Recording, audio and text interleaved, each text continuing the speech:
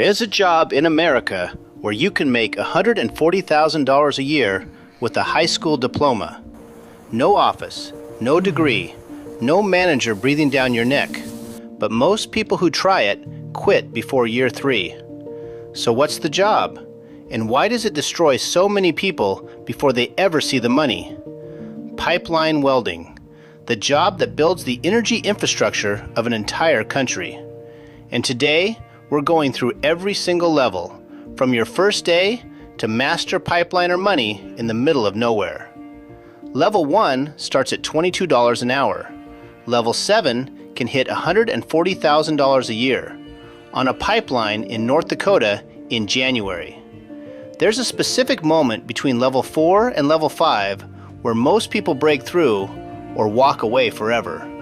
We're going to break down every level, what it looks like, what it pays, and the reality nobody talks about. This is what the trade pays. Real salaries, every level, every trade. Let's start at the bottom.